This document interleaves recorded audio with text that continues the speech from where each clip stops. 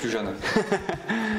Romain Barraud, je suis CEO et cofondateur de Welco et je m'occupe plus globalement de toute la stratégie commerciale de notre jeune entreprise. Mathieu Mazoyer, cofondateur de Welco, et pour ma part, je m'occupe de la stratégie opérationnelle de Welco. Je suis arrivé à Lyon à 18 ans, j'ai fait une école de commerce en alternance et donc j'ai eu la chance d'obtenir en 2016 un double master en marketing digital développement commercial et j'ai fait ensuite une spécialisation en entrepreneuriat où justement j'ai pu faire naître le projet Welco. Pour ma part, j'ai un profil plutôt ingénierie, pas forcément lié au domaine d'activité de Welco, et j'ai fait du process engineering à Lyon et ensuite un master énergie à Montpellier et à Madrid. On répond aujourd'hui au problème de la récupération de colis pour des millions de consommateurs en France qui ont déjà connu le problème de devoir courir après ces colis, après le passage d'un transporteur. Et du coup, en décembre 2016, j'ai intercepté le colis d'une voisine.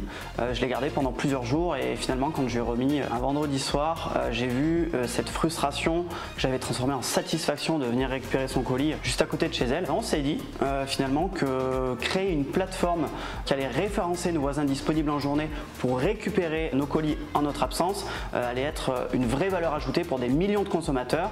Et aujourd'hui, donc, on a une communauté de presque 25 000 Welkers qui sont notés, géolocalisés et rémunérés à travers toute la France pour nous rendre service. Du coup, aujourd'hui, notre jeune entreprise permet de revaloriser un secteur qui est aujourd'hui saturé, celui de la livraison de colis à travers en fait des achats e-commerce.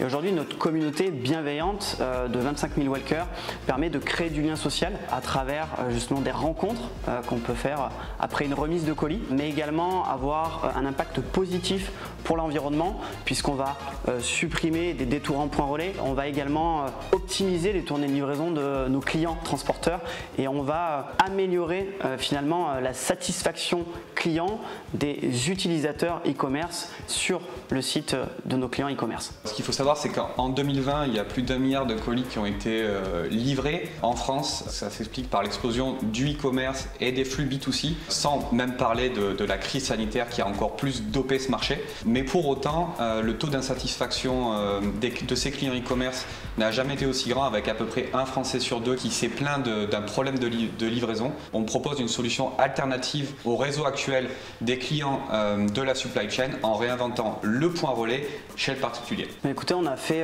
la rencontre du coup de l'incubateur d'IMT Starter à travers un concours de start-up qui était dédié à l'innovation. Et donc on a rencontré son directeur, Sébastien, qui nous a proposé de postuler à l'incubateur. Et on a saisi cette vraie opportunité de pouvoir être accompagné par des experts, des mentors de notre secteur d'activité et surtout pouvoir nous préparer et structurer le lancement de Welco sur le marché parisien depuis le début 2021, puisqu'on était essentiellement présent en région Rhône-Alpes-Auvergne et sur Lyon depuis 2 ans, où on a fait récupérer à peu près des dizaines de milliers de colis à travers notre communauté. Donc c'est un vrai plus pour nous de pouvoir arriver sur le marché parisien accompagné de vrais professionnels et d'un incubateur structuré qui nous donne les moyens. Alors déjà, de l'expérience personnelle qu'on peut avoir, on nous a souvent dit qu'on était complémentaires, donc j'ai envie de dire être complémentaire avec son ou ses associés, c'est important. Savoir s'entourer des bonnes personnes et des bons partenaires aussi. On a eu la chance d'être guidés, on les appelle un peu comme des mentors ou des parrains qui nous ont permis de grandir, de prendre les bonnes décisions. On a aussi pris des mauvaises, mais en tout cas les décisions importantes ont été bien prises. De mon côté, je pense que c'est réellement un sujet qu'il faut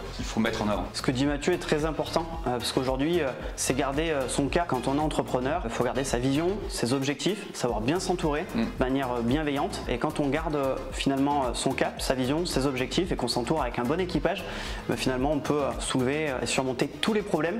On rencontre beaucoup de problèmes quand on entreprend, mais voilà, il faut jamais abandonner et toujours garder espoir d'atteindre ses objectifs en équipe. Parce qu'en effet, il y a quand même des hauts et des bas, donc des fois tout se passe bien, des fois c'est quand même compliqué, on a envie finalement de tout arrêter, mais faut pas lâcher. C'est ce qui est d'ailleurs le plus excitant en fait.